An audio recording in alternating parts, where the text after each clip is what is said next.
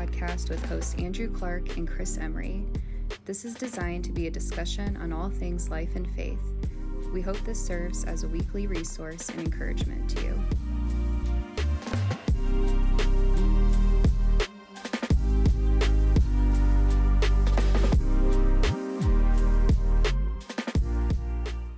What's going on, everybody? Welcome to another episode of the Bayview Podcast. I'm one of your hosts, Andrew, joined as always by Chris Emery. How are you, sir? First podcast of 2025. Yeah, it's pretty epic. It is. It's crazy. And I was looking back over like our episode list recently and just recognizing how many episodes we've already done. It just feels like we just started this not too long ago, and yet it's just been really cool to be able to be 100%. Here for, we're like close to 70 episodes now, something like that. I think so. 70, 75 episodes. We got to start thinking about that 100th episode. What are we going to do for 100th episode? Yeah. Anyone who's ever been on. Everybody in the studio. Everybody here. Oh, just my gosh. Chaos. Yeah, that'd be nuts. No, it's good. And we took the week off last week with holidays and New Year's. And it was super cool. Yeah, super good. It was good. I'm assuming you had a lot of good family time with our downtime. Yeah, it was long. That's what it felt like. Two young ones. Yeah. Towards the end, we're like, when's school start up again? But no, it was really good, especially as we, at the time of recording this, like still awaiting the arrival of number 3. It was like, okay, this is kind of our last big extended time. It's just a family of 4, and it was good.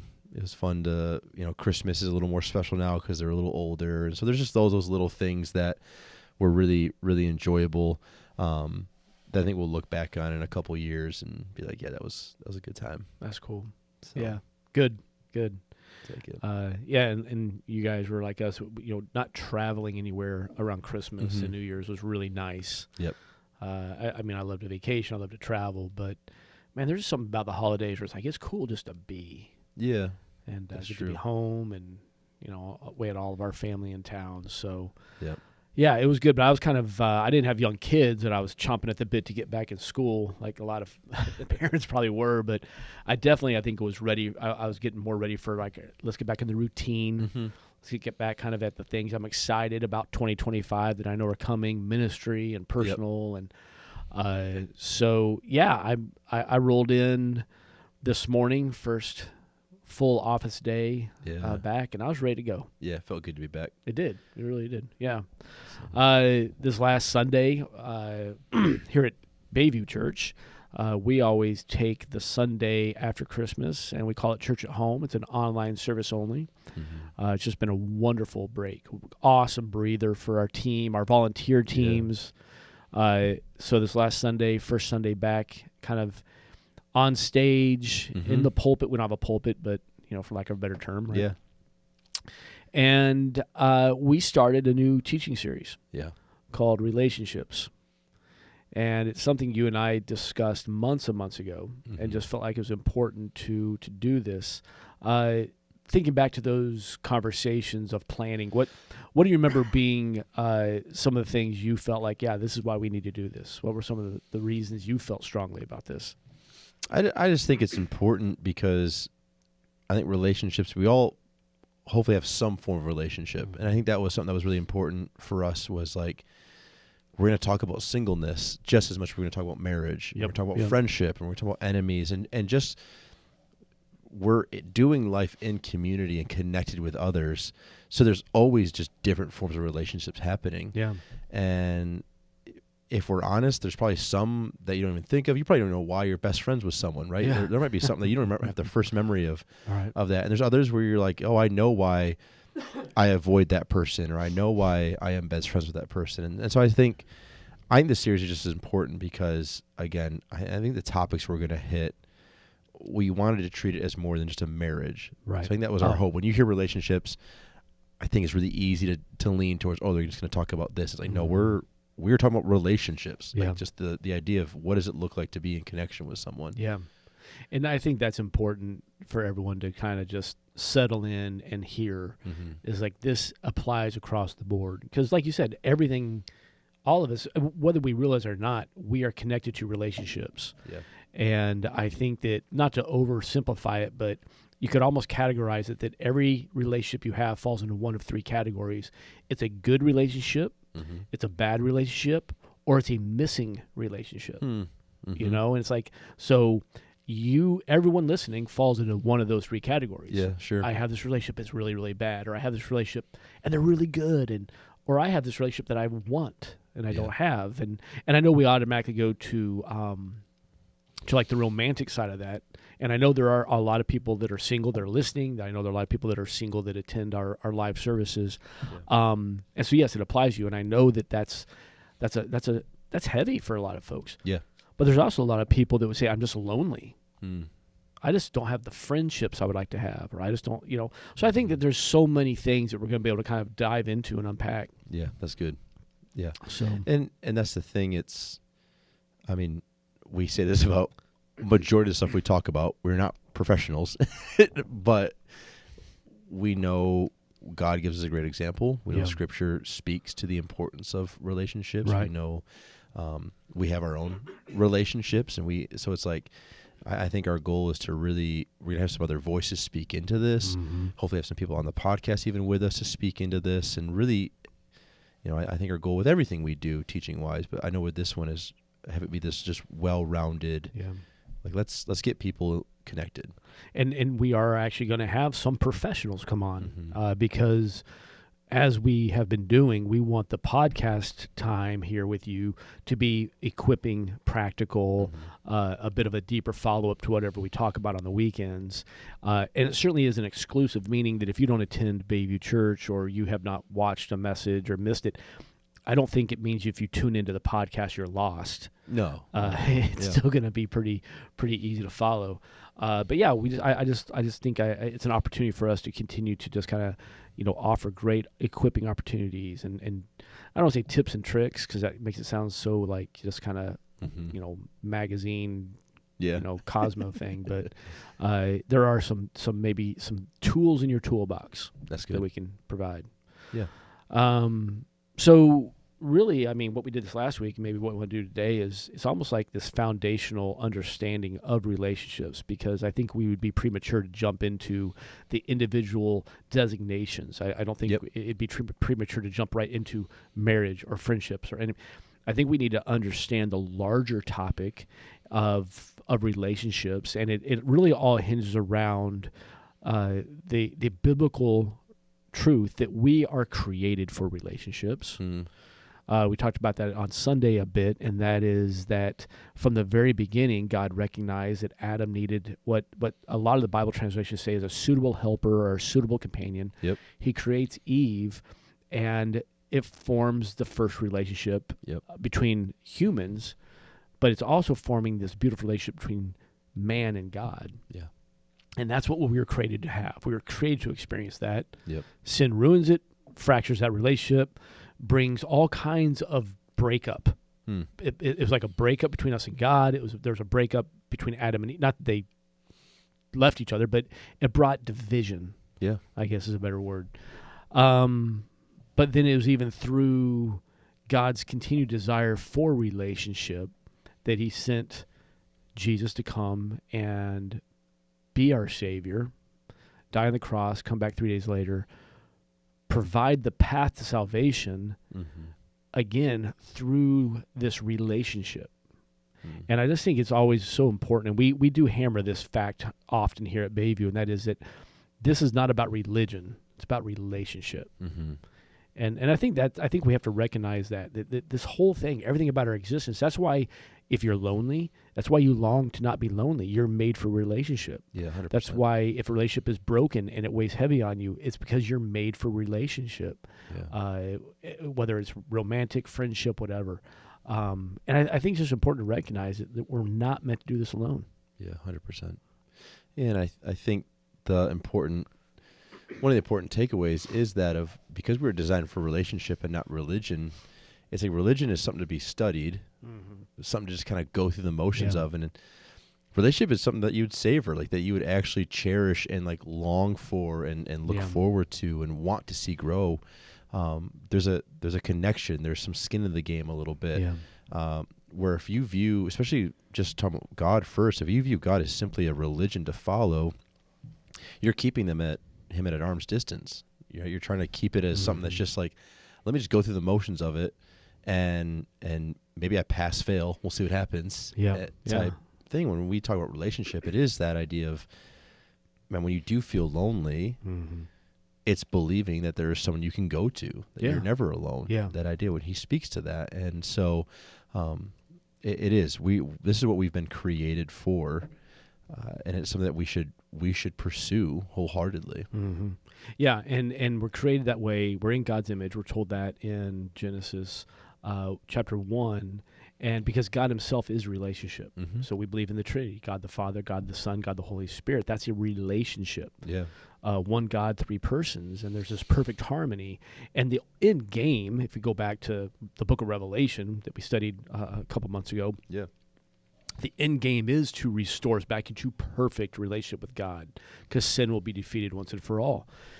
In the short term, we are still called into relationship with him and others, but sin is in the mix, and I think that's why relationships get messy, and it takes work. And I think that's why it makes this topic relevant, is because we need relationships. That's how we're created. We need relationships to fulfill the call God's put in our lives. Because the two simple ones are to love the Lord your God and love others. That's all relationship. And so I think we just have to be real. I think we have to be honest with ourselves, and I think we have to maybe even over the course of the next several weeks ask tough questions. Yeah, that's good. And just look at ourselves. So Sunday we actually asked 3 questions, and I think it'd be good to kind of break those down a little bit further and just kind of hear your thoughts on it. Obviously, I was preaching Sunday, and so everyone got to hear my thoughts, and my family's probably tired of hearing my thoughts, so we'll get other views on this one. That's going to be a good topic for one of our Sundays. My family's tired of hearing me talk.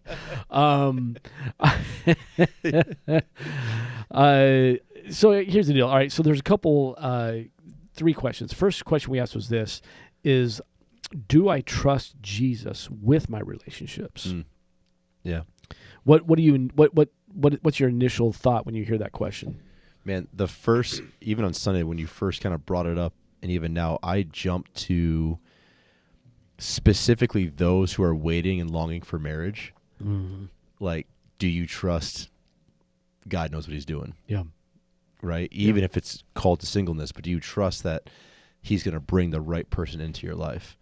And I think that goes further with even our own friendships, our own other relationships, is like trusting that God is, there's purpose to why I'm connected to this person.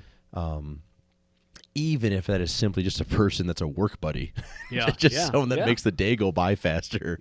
Like, is there a purpose to that? Is there something more? But I don't know. My mind just jumps to the single person who's just like, I long to be married, and it's like everyone I seem to date, everyone I seem to be with, it just falls apart. It just, and it's like almost like, are you trying to play God and manifest and make something happen instead of just trusting that in his timing, there's going to be someone?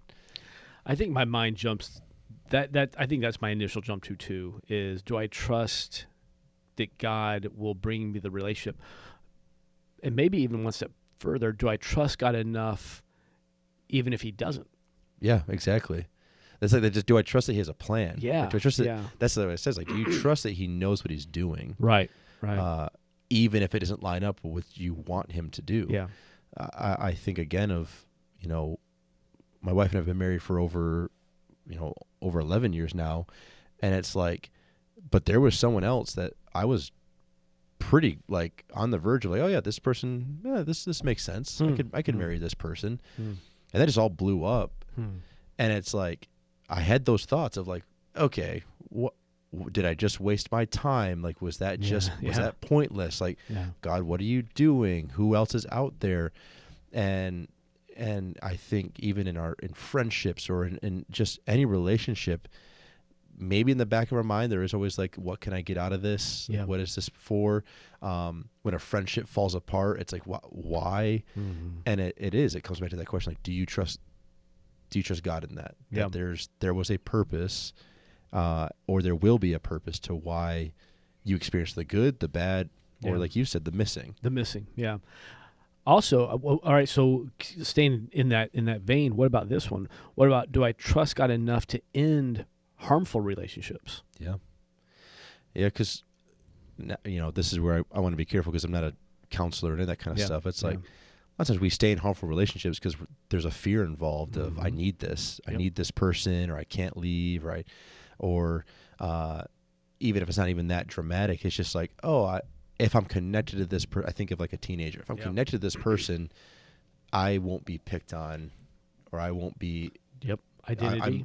I'm being bullied by being in this relationship, but it's not the grander bullying that could take place. And so I'm going to attach myself to this individual, even though there is no good. Yeah. And it's almost like a fear that keeps us connected instead of trusting that, again, I can hit the eject button and say, no, this isn't working. Yeah. And trusting that God, again, is going to be there. Yeah.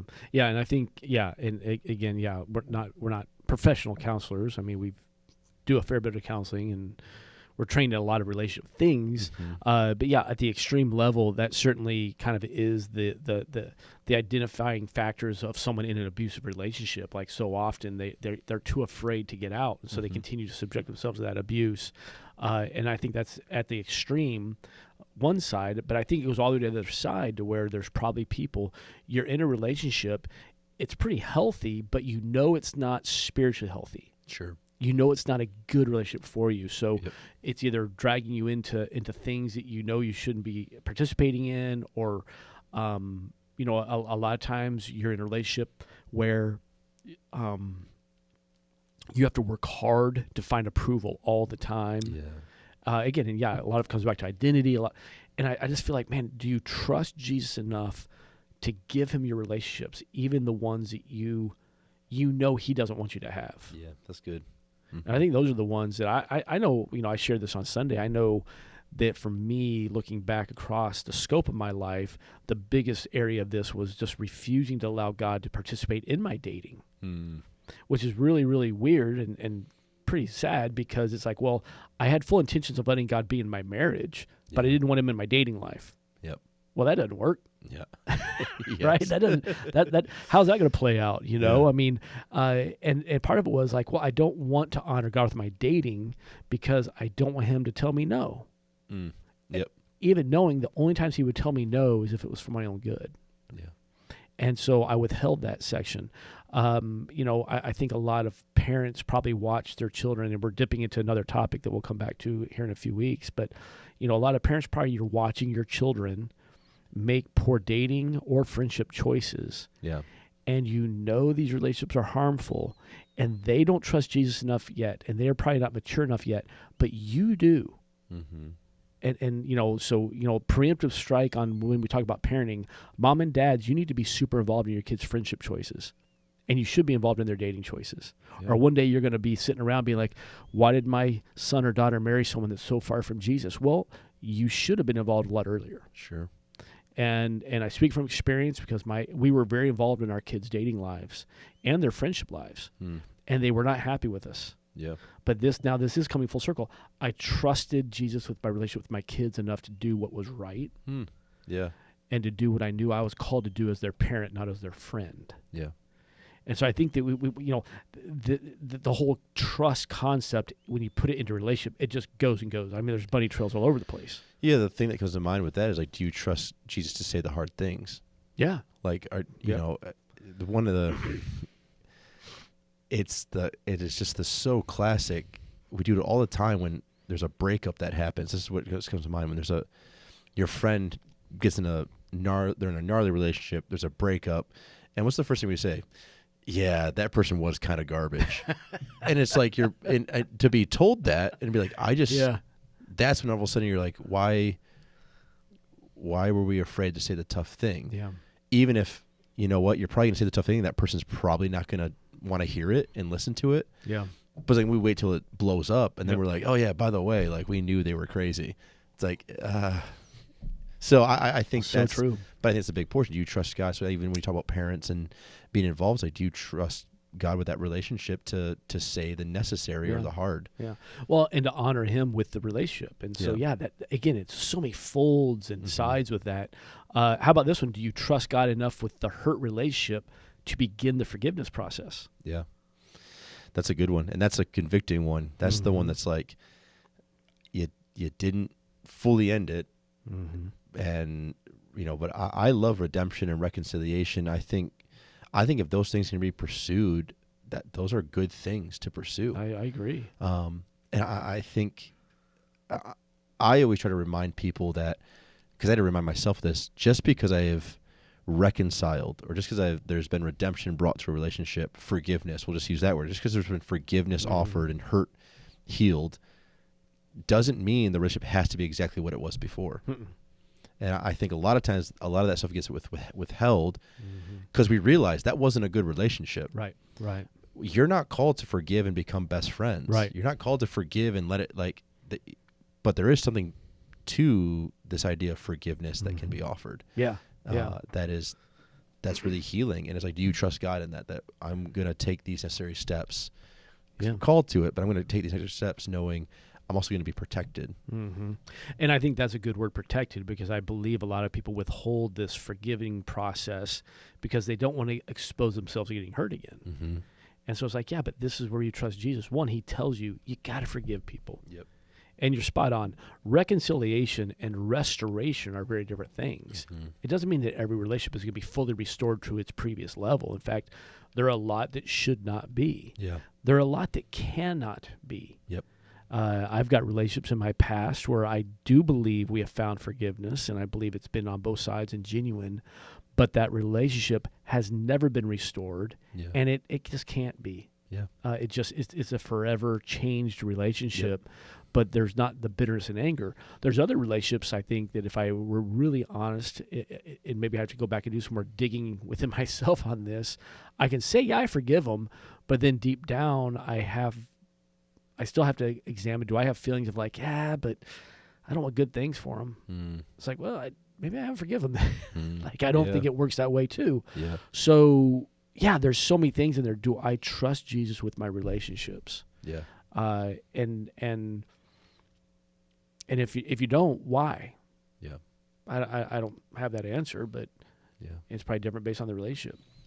No, I agree. And that the why is something that is, we probably won't know this side of heaven, but I think a lot of times the trust, maybe the why I could sum it up like this is, for a lot of us, we don't hear a practical voice of God. Yeah, true. So there's this idea of like, well, I haven't been told. Yeah. It's like, but your conscience is telling you. Yeah, your gut says. You know. Yeah. But it's just kind of easier to play the, well, I don't know game. God didn't tell me. Yeah. Yeah, I instantly think back, man, I was a young pastor. I'd probably been pastoring 5 or 6 years, and I had this married guy named Peter come and meet with me in my office, and he was coming in to ask for pastoral spiritual guidance. And he's like, I really have a tough decision, and God's not telling me what to do with it. I'm like, all right, well, lay it on me. I said, I can't tell you. Can tell you, but he was looking for God's voice. And I said, well, what's your conundrum? Like, what's the friction? Well, I don't know if I should stay with my wife or my girlfriend.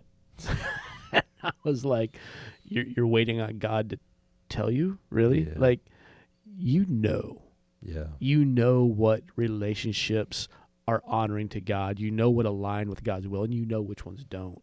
Yeah. And I think that for a lot of us, there's not as many questions to ask in that realm.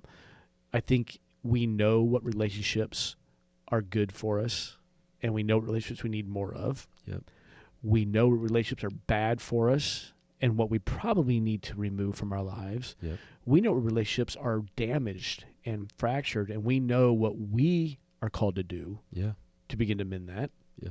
And I'd say then those that are longing for a relationship that they're missing, well, you know that God has promised to be faithful. You know he says he has a plan for you. Yeah. You just got to keep falling back on that. And so, I mean, it does make it easy. I mean, these are words, you know, and action is tough. But I think we know. Yeah. I really do. So that's why you have a conscience. That's why you have a gut. That's why you like. Yeah, big time. Yeah. All right, what about this next one then? Because this one's good. I think this applies to a lot of levels. Do I bring Jesus into my relationships? So this is a call of intentionality. Yeah. And I brought up an idea, kind of something I've kind of always had in my head over the years, and that is that a lot of times in our relationships we function under the Jesus assumption. And that is that because I have Jesus and you have Jesus, I assume that we have Jesus. Yeah, it's good. Yep. Well, I know from experience, I don't know about you, I know from experience that's not how that works. I know that just because my wife is a passionate follower of Jesus and because I am a follower of Jesus, it doesn't mean that Jesus was automatically in our marriage. Yeah. And we went through a lot of years where that was a friction point. And this sounds, crazy because you're a pastor, you're supposed to have it all together. I promise you I don't, and I didn't. Yeah. And there was a lot of years in our early marriage, probably the first 7 or 8 years, where I did not hear her cries for me to be a spiritual leader and to bring Jesus into our marriage. I thought, I do Jesus work all day, every day. Yeah. You know Jesus. It's fine. And it wasn't fine. Yeah. Can't it just like rub off on you like you're around it? Exactly. It's the same as having parents who are believers, so thus I'm a believer. There you go. It's the same game. And, there you go.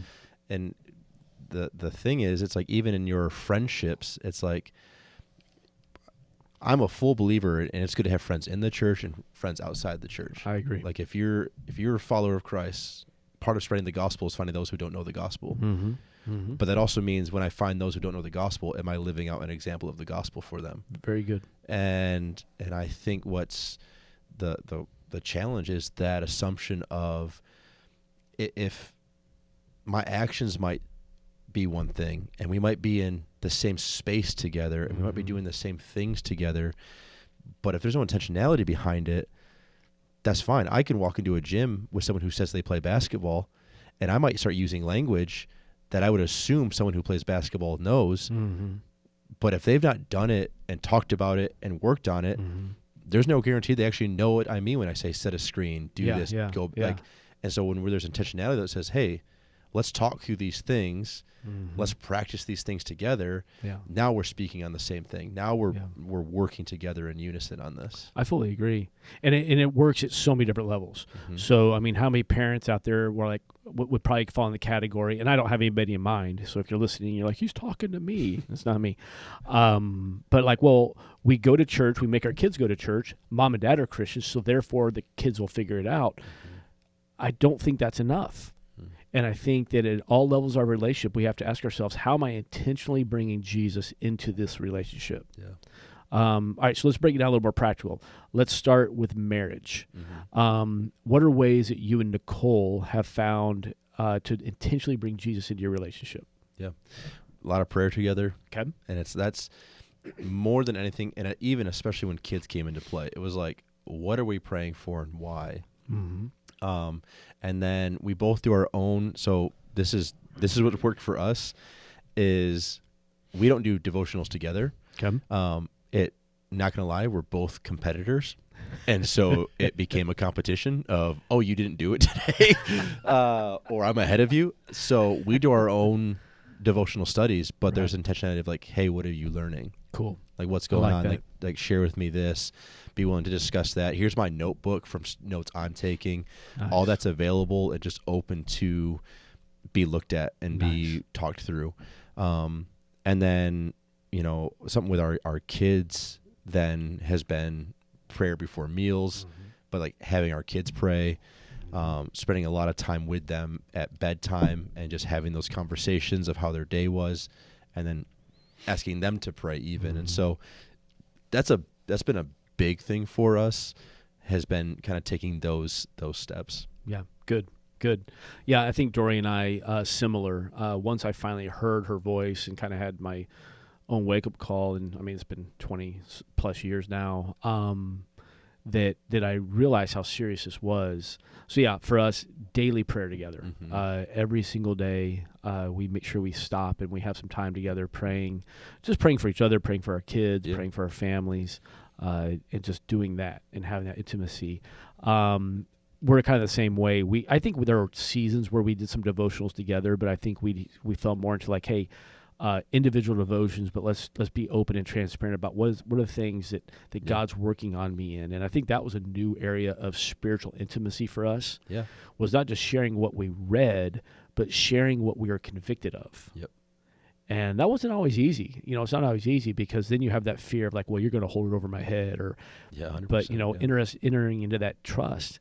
And then something more recent we've been doing just because of the season of life we're in. We don't have kids at home anymore. And my wife commutes to work. She's got a 30-minute commute. Mine's like 10. But we've been sharing, what are you listening to? Oh, that's cool. Because we both listen to a lot of podcasts and sermons, and she listens to more sermons and I do more podcasts. But that's been kind of fun. Like, hey, so what are you listening to? That's cool. And that's been really awesome. And she'll come back with a lot of times. She's like, hey, I just heard this great sermon on such and such. And I'm like, well, send me the link. Let's go. Or, vice versa. And I think that's something I want to continue to see us develop even more now here in 2025 is sharing that more, because that's an intentional Jesus move in our marriage. That's cool. And so I know for a lot of you, a lot of listeners and people that attend our church, and probably married people in general, maybe step one is just start praying together. Mm-hmm. I'm amazed at how many Christian marriages don't have prayer in them. Yeah. I'm not saying all of them, but man, there's a lot. I talked to a lot of guys, a lot of husbands like, I don't know if I could pray in front of my wife. Yeah. Well, man up. Yeah. Man up. That's what I got for you. Yeah. So. Yeah, you're not in middle school anymore. No, bro. High school, you don't be embarrassed to pray in front of people. Yeah, no. And it is an intimate thing, and I respect the intimacy. But if your fear is that if I don't know what to say, okay, you're overthinking it. Yeah. Again, the part of the relationship with God is it's a conversation. Talk. Yeah. Yeah. Talk. What's on your mind? You don't got to close your eyes. You don't got to close your hands. Like No. I think that's just like we almost overemphasize the pieces of it, and it's like you're just called to have a conversation with them. I found myself praying the other day, like along those lines. I was just feeling something. I didn't know what I was feeling, and so I found myself talking to God. I was just like, God, man, I'm just feeling off. Like I don't know what's up. Like I don't know why. I'm just having this conversation. It probably felt more like somebody looking. We'd be like, oh, he's just talking to himself, but I wasn't. I was like, hey, God, could you help me out with this, or I just need to get this off my chest. It's the same thing, yeah. And so do that. All right, let's. All right, how about this one?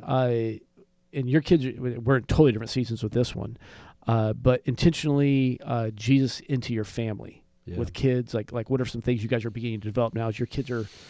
And this one I think is really important to us, to Nicole and I specifically. And for us, it's our way of being Jesus to others and being in that space and this is how we talk about it with our kids, but we open our home quite a bit. Mm-hmm. When Nicole and I were first married, we had multiple people live with us. But even now with our children, and one of the things that we kind of, as a covenant, as a couple made of like how we want to raise our kids is we want them to be raised in a home where there's people in it. Mm-hmm. And they can see healthy, growing relationships. They can see the connections that are made, and that sense that like this is how you care, like this is good. And so our kids ask all the time, are people coming over tonight? Are people like that? For us was just been something that we view it as a way to be communal, to be relational, to be especially in those early days, to be Jesus, to even like what does it look like to open what we've been blessed with. But on a more even practical note with our kids, it really has been prayer time together. My son has the comic book version of the Bible. My daughter has the just story time version of the Bible, and it's not every night. We're not that epic, but we do read every night. But almost every night, there's probably 2 or 3 of those like just stories of the Bible read. Yeah. And it's sometimes if we reread one, it's asking them questions of like, hey, what happened here? Cool. Why did King Herod? Why did those? With the most recent has been the Christmas story. Yeah. And it's like, why did that angel tell the wise men to go a different way home? And they're like, oh, because King Herod, just asking them those questions, even now at their age, do I think cognitively it's fully making sense? Yeah. Probably not. No. But that's just part of our conversations. It's prayer time at night before bed. It's I have 2 specific prayers, one for each kid that I pray over them every night, to where they can repeat them, but they're saying things that are positive that I'm also praying that God would instill into them. And so there's just a lot of that stuff has been really, really good for us. Cool. Yeah, and I think that is important. I love that because as the children are young, like yours are, teach them the stories now, and then later on they'll be able to discover the truths that are in those stories. But you got to learn the story first. Yep. And I know that was same thing with our kids. We Bible stories. My wife was really, really good about reading stories to them. She was a stay-home mom. I think for us, I think we were intentional in 2 key ways, and we weren't epic either. So I mean, there's a lot of gaps in our attempts. One thing is that my wife and I always worked hard to let them hear us talk about how we had to trust in Jesus for things. Like a lot of ups and downs, a lot of challenges. When a challenge would come up, we try not to freak out. We try not to go into panic mode. We did our best to be like, guys, we have to trust in God. So almost to invite them onto that faith journey with us and see it, and not paint the picture that Mom and Dad got this, don't worry about it. Now there's times where Mom and Dad don't got this. Yeah. But God does. So that was one thing that we were really intentional. And then for us, it was just prayer. And we would never let a day begin. Nobody was allowed to leave for school or head out the door at any moment without our family prayer time. Yeah. We had a family prayer huddle. And, man, I look back, I miss those mornings. I really do. It's cool. There were some cool times just thinking back of just everyone in a circle together. And so that was some things that I was really, that we were intentional with. And so I would encourage you parents listening, whatever season you're in, one big thing, it's never too late. That's good. Never too late to start bringing Jesus into your relationship. I don't care if your kid is 40 and you're 60. Yeah. Start talking about Jesus to them. Yeah. It's never too late. I always think of the practical side of that too, is maybe if you don't get the chance to pray with your kid, I think of like the parents who have high schoolers, or like you said, someone who's out of the house. You're not crazy to pray for your child, and then when you get the chance, tell them what you've been praying for them. Oh yeah, so good. Because you're doing 2 things. A, you're showing that you're praying for them, but more than that, you're showing that you're thinking of them.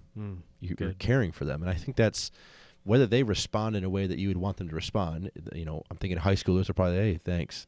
Yeah, that might be the response. Great. But I think you're instilling in them that the idea of like, I do think about you, like I do care about you. And I always find it funny with prayer is the one thing that I feel like even those who aren't hardcore believers or like maybe don't even believe at all, the offering of prayer you'll find very rarely someone will turn that down. Correct.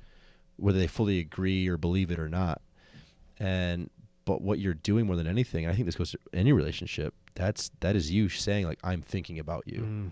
Which is another way of saying I care. I care. Yeah, I think that's the big one right there. I totally agree. And maybe that even is a good transition. So what about, and we don't have time to go too deep down this path, but what about like your other relationships? How have you intentionally put Jesus into maybe more of your friendship circles? Like how have you found that looking? The biggest way is I don't hide what I do. Yeah. The same way that if I was to be a computer engineer and I was to get together with you and talk about what computer engineers talk about. Yeah. When people ask, and when I was younger, this was hard, but when people ask, like, what do I do? It's like, I work with people. I work in a church. Yeah. And you want to talk about work? This is what I do. Yeah. And being confident in that. Yeah. That's been huge in the space with those who maybe aren't part of the church. Is I can be me. I can have a good time. But they know my morals, and I'm very, very good to not bend on the morals in those settings. But I'm also not walking around like there's a stick shoved where the sun don't shine and stiff. And it's like, I'm able to be real and be honest and not be afraid of, this is who I am. This is what I do. No, that's good. Obviously, I think it's a little easier with those in the church, but it's the same way we talk about relationships. Just because we both go to church together doesn't mean Jesus in our relationship. Correct. And so I think whether it be small groups, whether it be the intentionality of if my buddy has something going on, am I praying for them? Are they part of my prayer list? Are they part of someone I think about and I want Jesus to make an impact in their life, and then letting them know. And so there's a lot of the little things, but I think the biggest part, and I know a couple who do this well, not being afraid to let it be known, like, this is who I am. Mm-hmm. Good. Yeah, that's good. I think that along those same lines, I found the intentionality of asking myself after times with friends, through my friendship, did I help them grow closer to Jesus today, or did I push them further away? Yeah. Or give them permission to be further away? Like, my actions have major implications, my words, my attitudes. Like, did I mean, this is a very biblical word, or maybe an old-fashioned word, but did I edify them? Did I build them up towards Jesus? Or did I, I don't know, did I do harm or good, I guess? Did I come in and let my guard down and try and be funny? And I don't know. I'm just always thinking through that intentionality. Like, man, was I a good, godly friend today? Did I make them a better follower of Jesus? Yeah. And then I think one thing I've had to do, and I know you and I are in the same boat, anybody in church ministry or vocational ministry is in this boat, I've got to be intentional about my Jesus friends, but I have to be intentional about my non-Jesus friends. Yeah. I have to be intentional to make sure I have people in my life that have permission to speak into my life and we can have Jesus conversations. Yep. But I also have to be intentional to make sure I put Jesus into my friendships by having friends that need him. Mm-hmm. And that takes intentionality, because we work in a church and most of the people around here, well, they know Jesus. And so it'd be easy to live in that Christian bubble, but that's not healthy either. We've got a job to do. We've got harvest fields to go to. Yeah. And so I think even in that, but yeah, I think the word intentionality keeps coming back up. Yeah. Are you intentional with putting Jesus into your relationships, whatever they are? And that word intentional means you're doing it on purpose. Yeah, that's good. So it means this: you can't accidentally parent your kids and train them up to love Jesus. You can't accidentally have Jesus friends. You can't. No, there's purpose behind it. Yeah. And your marriage, wherever your marriage is, I'm convinced always that God always has so much more to pour out on it. Sure. But man, if you have a marriage and you're like, man, we just feel like we're in this spot. Start with the spiritual. Don't start with the other levels of intimacy. We were just talking about marriage counseling recently, and some of the premarital counseling we do. And of course, there is sexual intimacy. There's emotional intimacy. Start with the spiritual intimacy in your marriage, and see how everything else blossoms out of that. 100%. It's just so good. So, all right, last question then that we asked Sunday, and we can tackle this one because this is not one we can answer for anybody, but it's a tough one. Can I honestly say that Jesus is my most important relationship? Yeah. It's a good one. That's a tough one. It's a tough one. Hurts a little bit. Yeah, and I think that's, again, you talk about intentionality. Like, that's like, how intentional are you with your relationship with Jesus? And to be someone where you see Jesus in your relationships, well, you've got to have a relationship with him. Yeah. And I think that's been the key. I know you talk about spiritual intimacy. It's like that's a real thing. Mm-hmm. But that's a real thing too with you and God. Like, is there intentionality to time spent with him? Mm-hmm. Is he part of your daily routine? But is it not just part of routine? Is it something you like savor, something you look forward to? Yeah. Is he who you go to first when trouble arises? And that all comes back to, like, where do you place him in your list of priorities, and how intentional are you with it? Yeah. And it's funny because if I were to go to a married couple and say, hey, you need to have a weekly date night. You should go every week. You need to have that for your relationship. They'd be like, you know what? You're right. We got to do that. That's good for us. Yeah. And I could also say, you need to read your Bible every day. It'd be like, whoa, hold on now. Don't go legalistic now. Yeah. It's like, no, I'm not saying it from that point. This isn't a rules thing. I'm saying for the good of your relationship with God, you got to date him every day. Yeah. You got to do something. Yeah. I'm not saying sit down and read chapters a day. I'm not saying that. I'm saying everybody find your rhythm. I think a few podcasts ago you talked about your non-negotiables. You know, like, hey, here's what this is how I'm going to be intentional about making Jesus my most important relationship. Yep. You know, for me, and again, this is just me, but again, this took sacrifice and intentionality. I had to choose years ago to make Jesus the first thing I did in the morning. Yeah. Because I'm the quick, grab my phone, turn on ESPN guy. Yep. Like, I want to check the weather, check emails, like what's going on, get my brain set for the day. And I felt convicted several years ago about this. And so it's funny that we're actually talking about this today. This morning, it was a battle. Yeah. To be honest with you, for some reason this morning I got up, made my cup of coffee, sat down on the couch, and I almost talked myself out of it. Yeah. I was like, you know what? I'll get to reading my Bible. I mean, I just want to check something first. Yeah. And I'm like, whoa, time out. This isn't performance-based religion. This isn't me trying to earn God's favor. This is me making an intentional choice. Like, you know what? No, I'm still choosing you first. Yeah. I'm still going to say, no, I've committed this to you. I'm going to do this. And I'm so happy I did, and not because I felt less guilty, but because I just enjoyed what I read this morning. Yeah, that's good. And I was reading out of 1 Samuel. I'm reading my way back through the Old Testament. I was reading when Samuel was going to anoint David as king. And, of course, he sees David's oldest brother, who's this big, tall, handsome, good-looking, Stephen Furtick-looking dude. Mm-hmm. And it's like, well, of course, that's the king. God's like, no, I don't look on the outside. Yeah, I look on the inside. And it was just a good reminder for me of who God is and who God. Glad I chose that first, because that was a lot better than seeing who won the Division II football national championship last night. Yeah, which I don't even care about. Yeah, exactly. But I wanted to see it. Exactly.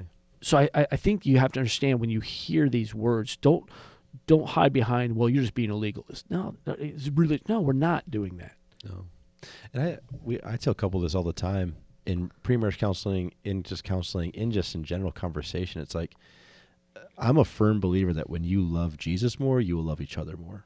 All day long. And or when you love him more, you'll love each other better. Like, I think that's a real thing when he is the priority, that there is something to the way your mind works, the way you process. Yeah. Like, there's something real to that. Yeah. And it is something to pursue. It's something to be intentional with. I years ago, I saw a marriage counselor present this triangle, and the 3 points of the triangle had God at the top, husband and wife at the bottom 2 corners, and he used arrows, and he said, like, listen, yes, as a husband and wife, you can grow together on that bottom level, but if together you will pursue God as a couple, what happens is you both grow towards God. You are growing closer together. Mm-hmm. You're coming into a deeper level of union and intimacy, and it is a beautiful thing. Yeah. If you'll just do it. Yeah, exactly. And here we are at the beginning of the year where a lot of people are doing new things. I guarantee you there's a lot of hungry people out there right now. Yeah. Right? Because they've sworn off sugar, or they've sworn off carbs, or whatever. Yeah. And they're doing their best. Here we are 7-8 days in. But you started it. Yeah. Like, why not with your marriage? Why not with your family? Not with Jesus and the intentionality? Yeah. And I think I would encourage you to not try and bite off the whole thing right away. But I would say this, if you're married, what is one thing I will begin to do this week to put Jesus in my marriage? Yeah. If you're a parent, what is one thing I will begin to do to bring Jesus into the relationship with my kids and family? Yeah. If you're single, what is one thing I can do to demonstrate that I trust God with my relationships? I don't even know what that is. Yeah. But start with one thing. Yeah, that's good. Wherever you are in this whole thing, start with one thing. That's good. And see how Jesus likes to be involved. Yeah. So it's awesome. Cool. Well, hey, we're gonna be breaking this down each week. Next week, come on back. We're gonna tackle the topic of communication. Sweet. So yeah, can't wait.